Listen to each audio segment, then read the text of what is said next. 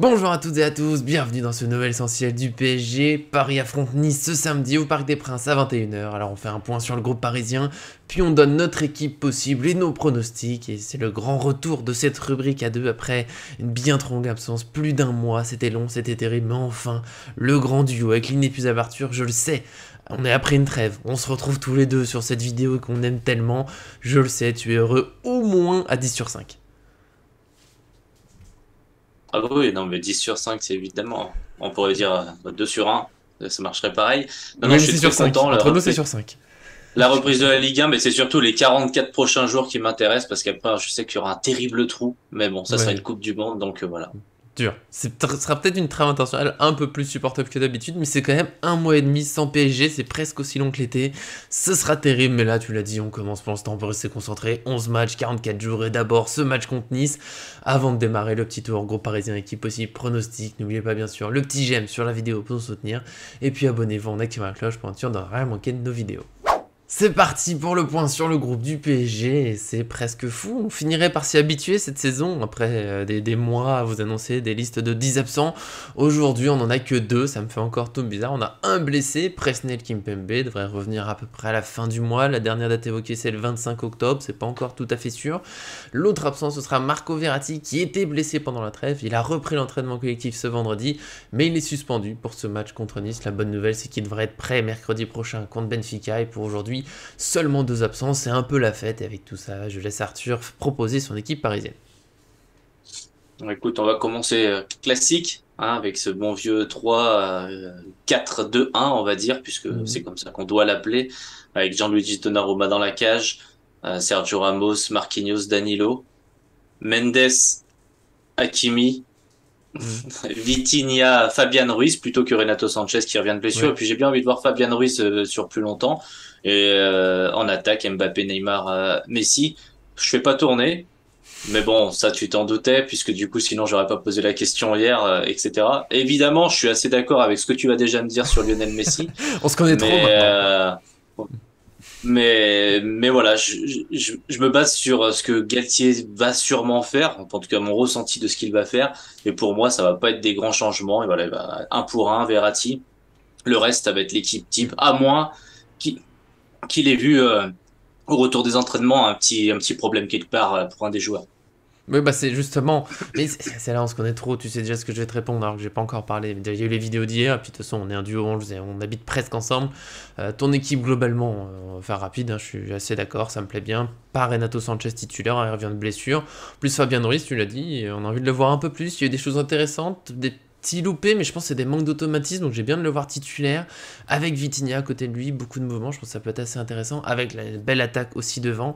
Mon plus gros doute, ça reste Messi, parce que c'est lui qui a voyagé pendant la trêve, il est jusqu'aux États-Unis, c'est lui qui est revenu le plus tardivement, il a eu une journée de repos en plus, c'est là où j'ai un petit doute. Alors s'il se sent parfaitement bien, peut-être que quand même il va jouer, je le verrai quand même. Mais imaginons sortir relativement tôt, peut-être pas à la 86e minute, peut-être un peu plus tôt, pour ça faudra tuer le match.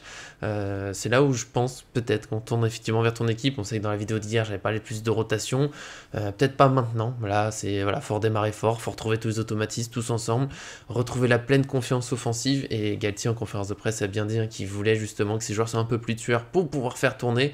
Ça sera peut-être son message dans l'avant-match demain aux joueurs, de leur dire voilà, maintenant il faut tuer les matchs quand on peut, et après tout le monde pourra jouer, on pourra faire tourner.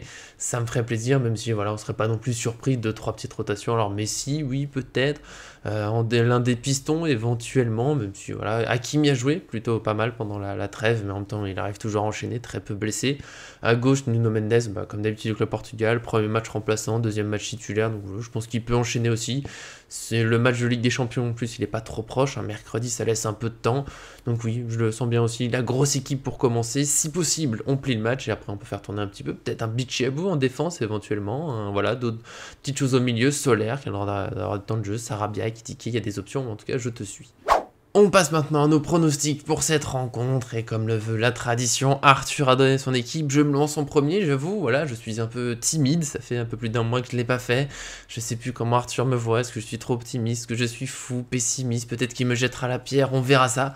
En tout cas, je suis parti sur un 3-0 pour le PSG, je sais que Nice pose des problèmes à Paris souvent les saisons dernières, mais Nice est aussi un peu différent, je trouve, des saisons dernières, pour l'instant dans le jeu, voilà, c'est flou, Lucien Favre n'a pas encore réussi à installer tout ce qu'il veut, il y a eu beaucoup de polémiques, on a été un peu liés à tout ça d'ailleurs, hein, avec il y a eu Pochettino évoqué à Nice, il y a eu Nice, voilà, il y a des petits soucis, il y a encore des soucis qui restent avec Galtier, mais il est plus à Nice justement, il est chez nous ça se passe très bien. Le PSG a eu des résultats un peu moins satisfaisants avant la trêve, hein, des victoires à un but d'écart, 2 buts d'écart, mais globalement, ce qui a le plus manqué, c'est l'efficacité. Donc je me dis quand même, c'est toujours possible de mettre 3 buts. Voilà, ça reste le PSG, ça reste une grosse équipe. Là où je vais pas forcément beaucoup plus loin, c'est qu'on sait que des fois, le début de match d'après trêve, voilà, c'est un petit peu compliqué, on se remet en route. Et puis, comme on le disait avant pour l'équipe, il y aura peut-être un peu de gestion après si c'est à peu près plié. Donc voilà, 3-0. J'ai failli mettre 4, mais quand même, c'est Nice, faut se méfier. Il y a une bonne équipe. On sait jamais, je les vois pas trop marqués, parce que cette saison, c'est leur grand défaut. Hein, c'est une des pires attaques du championnat pour l'instant sur le nombre de buts. Alors, ils trouveront peut-être le déclic. Il y a quand même des bons joueurs, mais voilà, c'est quand même le PSG au Parc des Princes. C'est pas là où il a été le meilleur forcément cette saison, mais quand même c'est une garantie depuis plusieurs années. Le PSG au Parc des Princes normalement se loupe pas trop, donc j'y crois, je suis confiant. Maintenant je laisse Arthur me dire si je suis fou, peut-être que même que j'ai été pessimiste, finalement je doute. Non, non, t'as pas été pessimiste, mais t'as pas été aussi optimiste que moi, Et voilà, je te évidemment. déçois. Non, jamais, jamais. Non, non, mais écoute, il faut déjà retracer le contexte. Ah oui, que tu l'as dit, Nice a un goal average de -4, Paris a un goal average de 22. Donc normalement, si on s'en tient, que c'est un début de saison, voilà, si on s'en tient juste à ces chiffres-là, le PSG est largement capable de mettre un bon petit score à Nice. Nice a 4 défaites, 2 nuls et seulement 2 victoires. Donc je les vois pas non plus batailler pour la victoire. Donc quand une équipe bataille pas pour la victoire, en général, elle défend beaucoup, ou en tout cas elle défend trop, et c'est pas le style de Nice. Donc pour moi, je vois un 5-0 pour Paris, large. Ouais. Il y a des joueurs qui ont, tu l'as dit, besoin de marquer, de scorer. Je pense que Galtier va axer vraiment sa communication sur le fait de beaucoup marquer. Et bon, si je vois un 2-3-0 à la mi-temps et des changements assez rapides, je vois quand même ce PSG, même avec les remplaçants, être capable d'enfoncer encore le clou. On sait que ceux qui vont rentrer vont avoir faim. Et pour moi, ça peut être un très bon match. On sait que Nice a des difficultés. J'ai failli mettre un but pour Nice parce qu'il faut quand même pas oublier qu'ils marquent pas beaucoup. Ils ont du mal cette saison, mais ils ont quand même de la qualité offensive.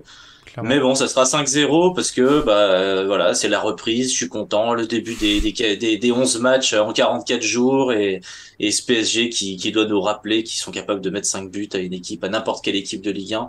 Et j'y crois beaucoup pour ce match-là, surtout parce que ça va être le premier match et que même si je suis d'accord avec toi qu'après la trêve c'est toujours un petit peu compliqué, je pense que les joueurs ils vont avoir faim.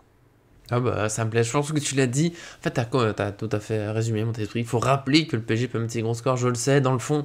Mais il y a eu ces matchs de fin, voilà, j'arrive pas à imaginer qu'on passe de très peu d'efficacité à beaucoup, mais bien sûr que c'est possible, il y a un énorme effectif au PSG. J'avais failli dire 4-0 pour la vidéo, de toute façon, t'étais plus optimiste que moi. Le 5-0, bien sûr, qui me va, tant mieux si c'est comme ça. Même si on sait que j'aurais raison, ce sera 3-0, mais bien sûr, vous aussi, donnez vos pronostics. Est-ce que vous êtes aussi confiant que nous? Parce que même en étant pessimiste à 3-0, on peut dire que je reste assez confiant, parce que voilà, vous voyez un match un peu plus compliqué.